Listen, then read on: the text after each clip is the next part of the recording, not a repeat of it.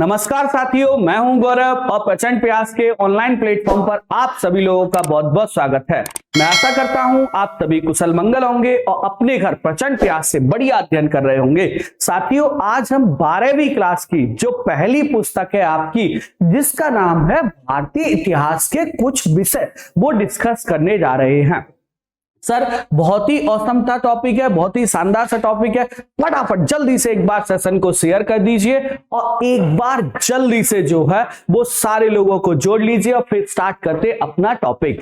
आज हम लोग क्या पढ़ने वाले हैं, जैसा आप देख रहे हैं इंडस वैली सिविलाइजेशन, सिंधु घाटी सभ्यता पे मैं आपको एक बहुत छोटा सा इंट्रोडक्शन देने वाला हूं। सिंधु घाटी सभ्यता बहुत इंपॉर्टेंट टॉपिक है और ये आपकी 12वीं क्लास की इतिहास की पहली पुस्तक का पहला टॉपिक है, जिसका नाम है भारतीय इतिहास के कुछ विषय। सर, सबसे पहले आप समझिएगा इंडस वैली सिविलाइजेशन, सिंधु घाटी सभ्यता।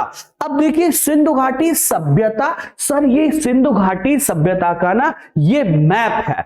एक्चुअली ये जो सिविलाइजेशन थी, ये जो सभ्यता थी सिंधु घाटी सभ्यता, सर ये जो इंडस वैली सिविलाइजेशन थी, ये पूरा एरिया जो आप देख रहे हैं, सर ये पूरा एरिया जो आप देख रहे हैं, यहां ये सिविलाइजेशन, यहां ये सभ्यता, यहां ये कल्चर इतने एरिया में डेवलप थी। सबसे पहले ये जो एरिया है वो आजकल हमारे देश के यानी नॉर्थ वेस्ट इंडिया और इसके साथ साथ पाकिस्तान में है, यानी उत्तर पश्चिम भारत, इसके साथ साथ पाकिस्तान में ये एरिया स्थित है और इसी को जो है वो सिंधु घाटी सभ्यता के नाम से जाना जाता है।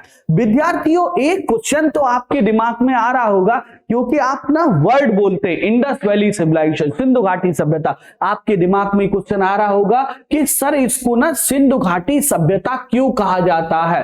अरे सर, क्योंकि जिसमें जितने इंपॉर्टेंट नगर हैं, चाहे आपका मोहनजोदड़ो हो, चाहे आपका, एक सेकंड जरा समझिए, चाहे आपका मोहनजोदड़ो हो, एक सेकंड देखिएगा, चाहे आपका आलमगीरपुर, बनावली और ये आपका जो है हड़प्पा, कालीबंगा, कोट डीजी, मोहनजोदड़ो, सुतकेंगडोर, जितने आपके ये शहर हैं वो सब इंडस रिवर के यानी सिंधु नदी के या सिंधु नदी की सहायक नदियों के किनारे स्थित थे।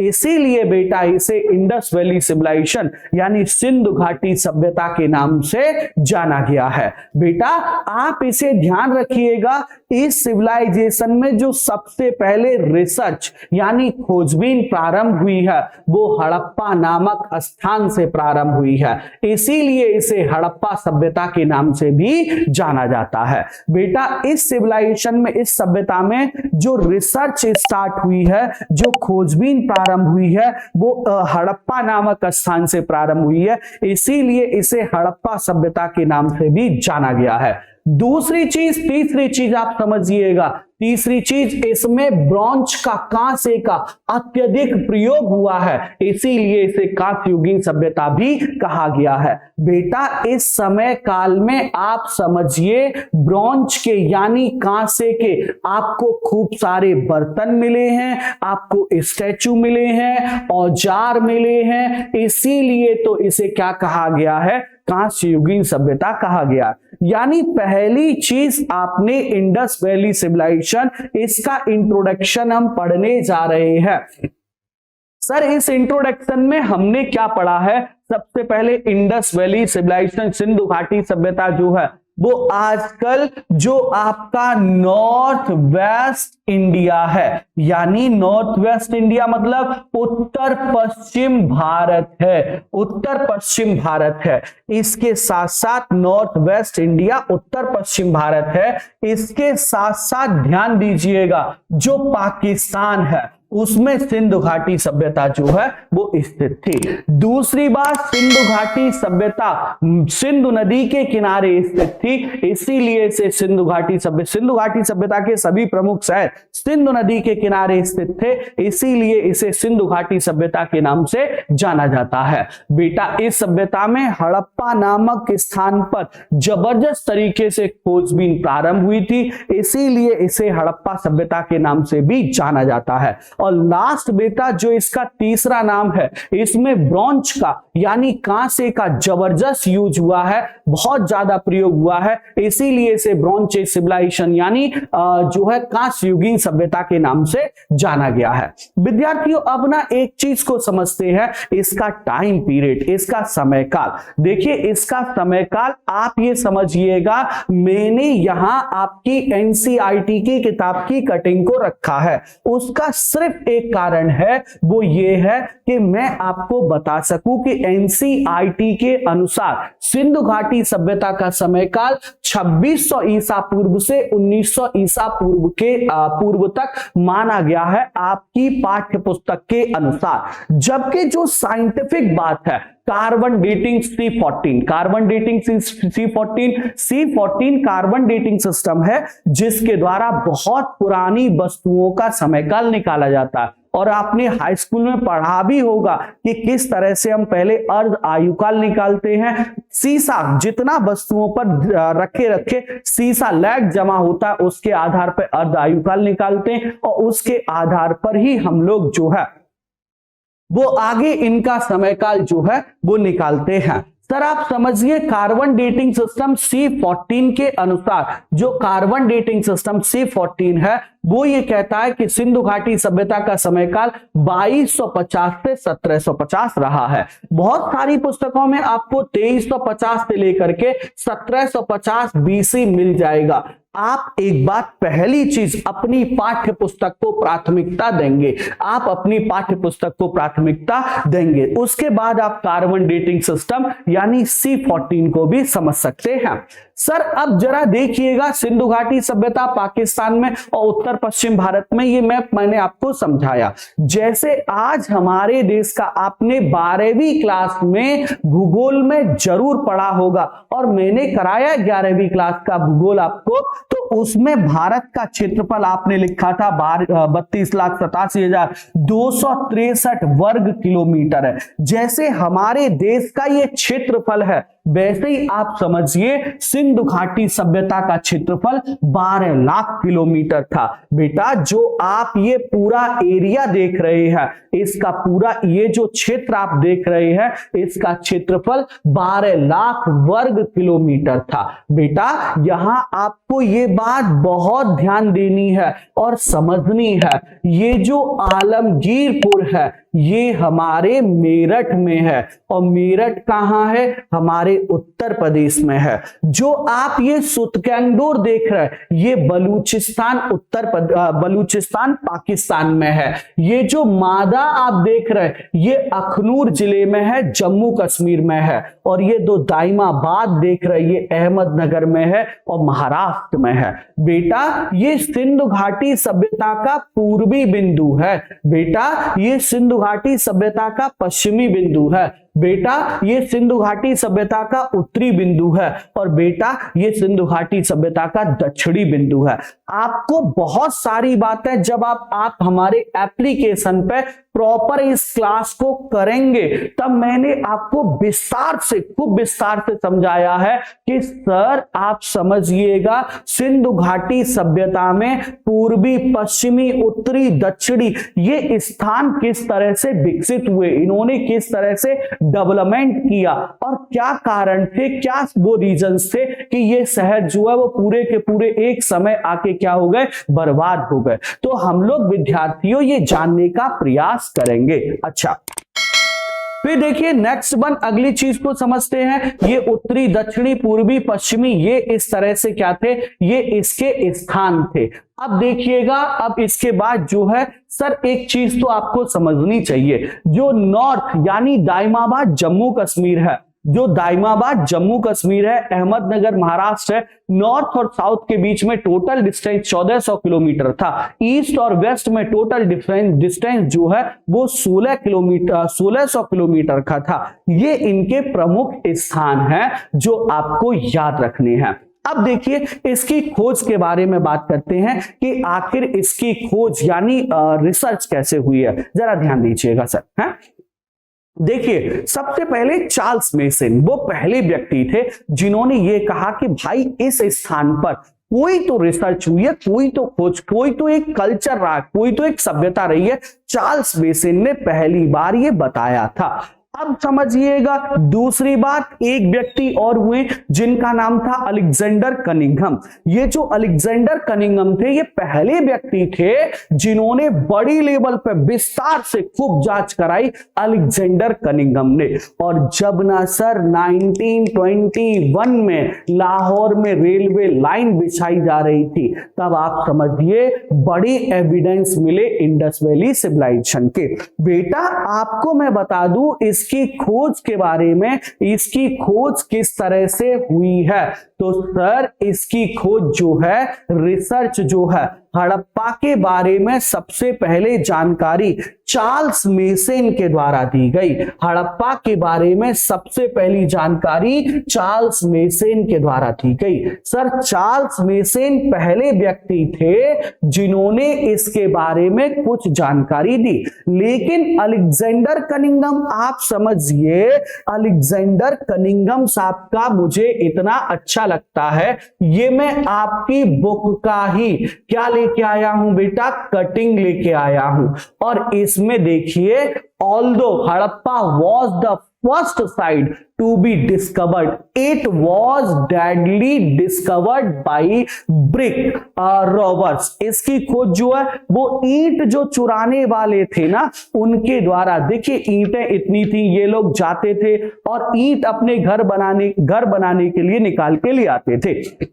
लेकिन बाद में यह देखा गया कि भाई नीचे कोई भट्टा तो नहीं चल रहा है, आखिर है क्या जो इतनी ईंटें निकल रही हैं। तो as early as 1875 Alexander Cunningham, आप समझिए ये नाम याद रखिए, ये एएसआई के पहले डायरेक्टर जनरल थे और इन्हीं Alexander Cunningham the first director general of the archaeological survey of India. ASI आप समझिए हमेशा चर्चा में रहने वाला एक विभाग है। अयोध्या में राम मंदिर था, ये सुप्रीम कोर्ट ने निर्णय कैसे दिया, तो आर्कियोलॉजिकल सर्वे ऑफ इंडिया की रिपोर्ट पढ़ने के बाद दिया। सर ये एएसआई जो है इसी से संबंधित खोज करता है। इन्हीं के समय में एएसआई की स्थापना की गई थी।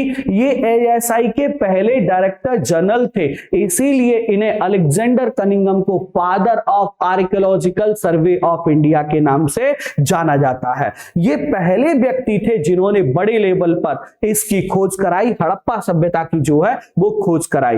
लेकिन 1921 में जब रेलवे लाइन बिछाई गई, 1921 में 1921 में जब रेलवे लाइन बिछाई गई, तब समझिएगा जॉन मार्शल के नेतृत्व में दयाराम साहनी जी के द्वारा क्या किया गया, दयाराम साहनी जी के द्वारा हड़प्पा की खोज की गई और राखल दास बनर्जी के द्वारा मोहनजोदड़ो की खोज की गई। ये मोहनजोदड़ो की जो खोज है बेटा ये हुई है 1922 में। तो इसकी खोज से संबंधित आप अभी केवल 3-4 नाम, Charles Mason, Alexander Cunningham, Dayaram Sahni, Rakhal Das Banerjee और इसके साथ साथ जॉन मार्शल को याद रखेंगे। चलिए अब देखिए, हर शहर की एक विशेषता होती है।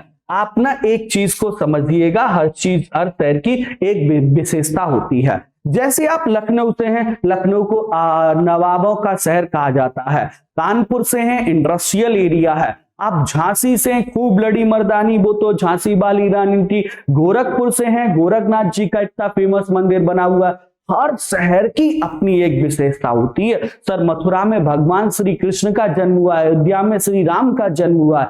आप मुझे अपने शहर के बारे में सोचिए, आपको दसियों विशेषताएं मिल जाएंगी। सर आप समझिए, इंडस वैली सिविलाइजेशन, सिंधु घाटी सभ्यता को हम क्यों पढ़ते हैं? सर इसकी सबसे बड़ी विशेषता थी सिटी प्लानिंग। सिटी प्लानिंग मतलब नगर नियोजन। नगर नियोजन सर आज से 5000 साल पहले की बात कर रहे हैं, जब सिटी प्लानिंग या नगर नियोजन इस समय काल की एक महत्वपूर्ण विशेषता थी। बेटा आप इस बात को समझिए, इस समय में सिटी जो शहर होता था उसको दो भागों में बांटा जाता था। एक तो ईस्टर्न पार्ट होता था, एक वेस्टर्न पार्ट होता था। जो ईस्टर्न पार्ट होता था वहां शासक वर्ग के लोग रहते थे। जो ईस्टर्न पार्ट होता था वहां शासक वर्ग के लोग रहते थे, और जो वेस्टर्न पार्ट होता था वहां आम जनता रहती थी।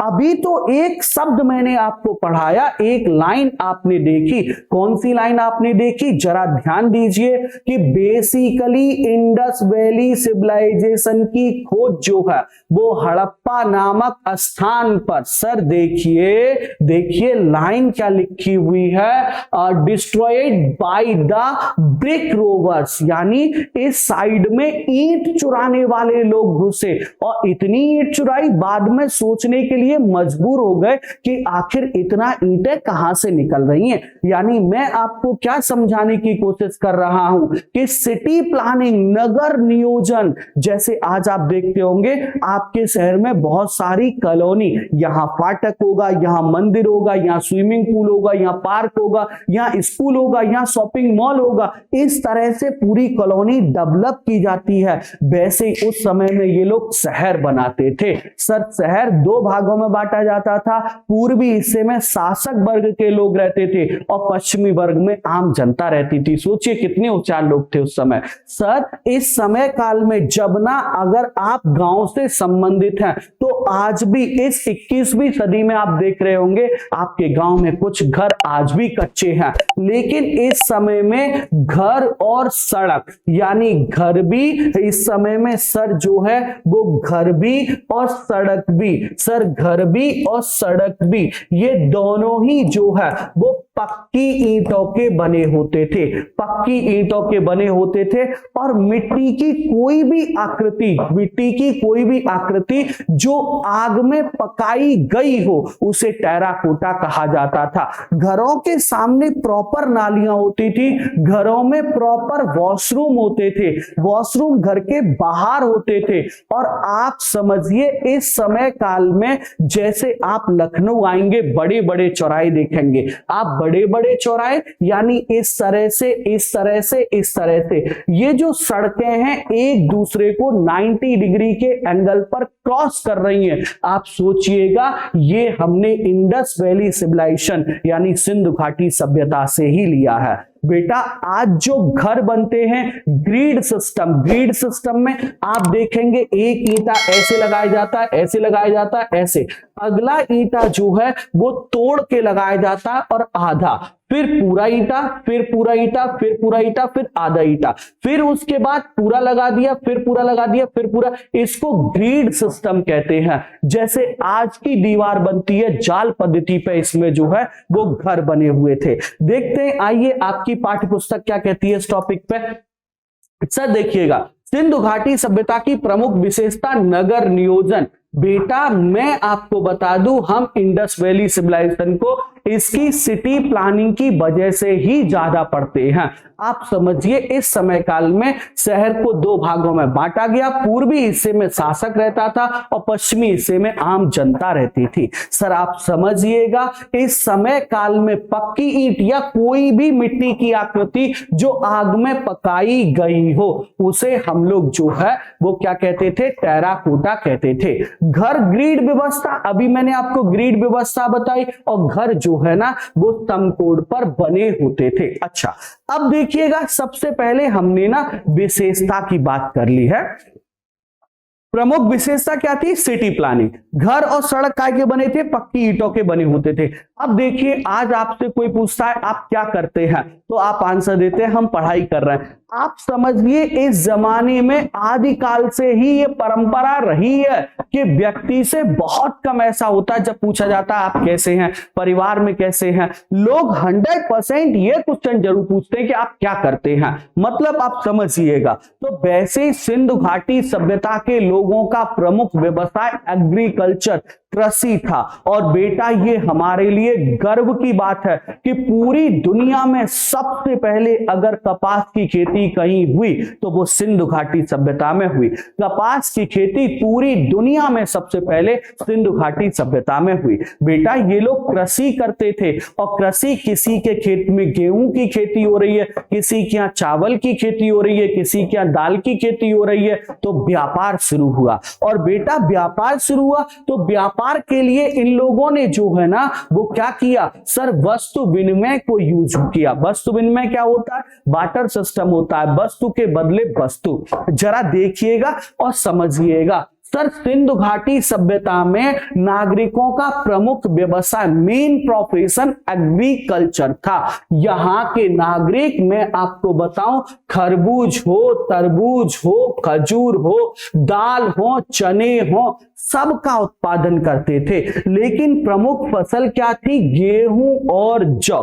गेहूं और जौ जो है, गेहूं और जौ जो है वो इस काल की प्रमुख फसलें थी, गेहूं और जौ।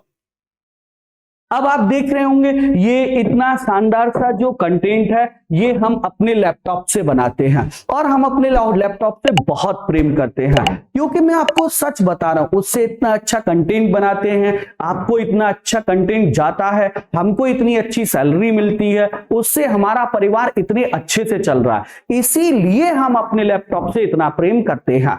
वैसे ही सिंधु घाटी सभ्यता के नागरिकों का प्रमुख व्यवसाय कृषि था। सर आप समझिए, कृषि बिना बैल के हो जाएगी? नहीं होगी। इसीलिए ये जो हम्बट बुल है, ये जो फोटो आप देख रहे हैं, इसी तरह की यहां से हजारों जो है वो स्टैचू, मूर्तियां मिली हैं, फोटो नहीं मिले हैं। तो आप समझिए ये जो कुबड़ वाला बैल है, जो हम्बट बैल है, हम्बट कुबड़ वाला बैल, हम्बट बुल जो है वो यहाँ के लोगों का प्रिय पशु था। क्यों प्रिय पशु था? क्योंकि सर यहाँ ये खेती करने के लिए आवश्यक था और दुनिया में सबसे पहले कपास की खेती सिंधु घाटी सभ्यता में की गई थी। आपको याद होगा 11वीं क्लास में आपने मेसोपोटामिया जरूर पढ़ा है। मेसोपोटामिया से भी यहाँ का क्या होता था? व्यापार होता था। मेसोपोटामिया, मिस्र के साथ यहाँ से क्या होता था? व्यापार। और व्यापार के लिए वस्तु विनिमय, बार्टर सिस्टम को यूज किया जाता था। बार्टर सिस्टम आप समझते, वस्तु के बदले वस्तु, यहां लेन देन का क्या थी? प्रमुख साधन थी।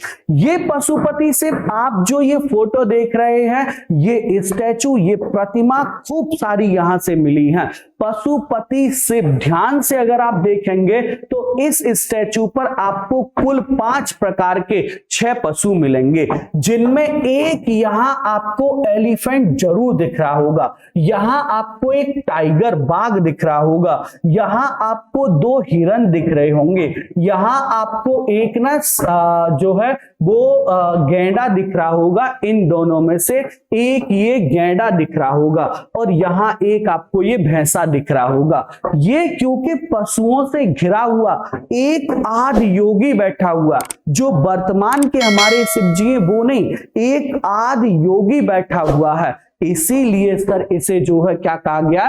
पशुपति शिव कहा गया। पशुपति शिव की प्रतिमा पर कुल 5 प्रकार के 6 पशु जो है वो बने हुए हैं। सर फैमिली होल्ड, अब आप समझिए आज के समय में कुछ पूछा जाए, आपसे कहें कि बेटा पढ़ाई कैसे चल रही है, एडमिशन लेना है कि नहीं लेना है, आप हर बात में एक ना जो है वो कहते हैं सर पापा से पूछ लें। आप समझिए यहां से एक ये ना स्टैचू मिला है जो माता को दिखाता है। यहां परिवार मात्र तत्वात्मक थे, यानी फैमिली हेड जो है वो मदर थी और परिवार भी क्या थे? संयुक्त थे। जॉइंट फैमिली हुआ करती थी बेटा, संयुक्त परिवार होते थे। संयुक्त परिवार के बारे में विस्तार से मैंने आपको 11वीं क्लास की किताबों में पढ़ाया है। सर बेटा आप समझिए सिंधु घाटी सभ्यता की जो स्क्रिप्ट है, जो लिपि है, वो पिक्टोग्राफी वाली है। यानी जिनमें कुछ इमेज के माध्यम से चीजों को दिखाया गया है और प्रकट किया गया है बेटा। लेकिन इनमें जो सबसे इंपॉर्टेंट इमेज है वो ये वाली इमेज है। ये कौन सी है? तो ये है आपका स्वास्तिक चिन्ह। हमारे भारतीय दर्शन में, हमारी भारतीय सभ्यता में ये स्वास्तिक चिन्ह जो है वो बहुत इंपॉर्टेंट है बेटा। ये स्वास्तिक चिन्ह आप समझिए हवन हर अच्छे और बुरे कर्म में होता है। बच्चे का जन्म है, कितना अच्छे वाली बात है। शादी है, कितनी अच्छाई वाली बात है। लेकिन डेथ के बाद भी हवन होता है, वो तो अच्छी बात नहीं है ना। लेकिन आप समझिए ये स्वास्तिक चिन्ह केवल शुभ अवसरों पर ही बनता है, जैसे बच्चे का जन्म, शादी, पूजा, दीपावली की पूजा। तो उस समय जब ना कुछ शुभ होगा तभी घर में ये स्वास्तिक चिन्ह बनता है और ये यहाँ की प्रमुख देन है। देखो बेटा, ये ना हड़प्पा का एक बहुत छोटा सा इंट्रोडक्शन, जिसमें हमने धार्मिकता को पढ़ा, वहां के लोगों के व्यवसाय को पढ़ा, वहां की विशेषता को पढ़ा, वहां के क्षेत्रफल को पढ़ा, वहां की जो है भूमि को पढ़ा। इन सारी चीजों को हमने पढ़ा। लेकिन वहां के कुछ एक महत्वपूर्ण स्थान भी हैं, उनको भी जरा हम देख लेते हैं। जैसे हड़प्पा, सर हड़प्पा से ही तो खोज हुई है, इसीलिए तो इसे हड़प्पा सभ्यता कहा गया। वर्तमान में यह शहर पाकिस्तान के मांटगोमरी जिले में स्थित है बेटा, रावी नदी के किनारे। और यहां से हमें क्या मिला है? ब्रॉन्ज स्केल, कांसे का पैमाना। और क्या मिला है? एक कब्रिस्तान ग्रेवयार्ड यहां से मिला है। अब देखिए, ये ना कहिए कब्रिस्तान सर मुस्लिम धर्म में होता है, यहां आप शमशान घाट भी लिख सकते हैं। और ये जो कब्रिस्तान मिला है इसमें एक सिंबल यूज हुआ है R37। जहां जहां ये बना है वहां R37 सिंबल यूज हुआ है। और बेटा R37 कब्रिस्तान के लिए यूज हुआ। मोहनजोदड़ो जो शब्द है बेटा, इसका अर्थ होता है माउंट्स ऑफ डेड बॉडीज, यानी मृतकों का टीला। पहली बात। दूसरी बात, मोहनजोदड़ो हड़प्पा सभ्यता का सबसे बड़ा शहर था, इस बात को आप याद रखिएगा। और हाँ, ये भी समझिएगा कि मोहनजोदड़ो और हड़प्पा को जो है इनकी संयुक्त या जुड़वा राजधानी कहा जाता था। बेटा मोहनजोदड़ो से ये कांसे की नृत्य करती हुई महिला की मूर्ति मिली है। ये बड़ा गजब क्वेश्चन है बेटा। मोहनजोदड़ो से एक अन्नागार मिला है। अन्नागार मतलब समझ से खाना इकट्ठा करके रखना, जो कि इस समय काल की सबसे बड़ी बिल्डिंग बताई जाती है। फिर बेटा इसके साथ यहां से ना एक स्नानागार मिला है। स्नानागार समझते हैं, वॉशरूम। सर यहां से एक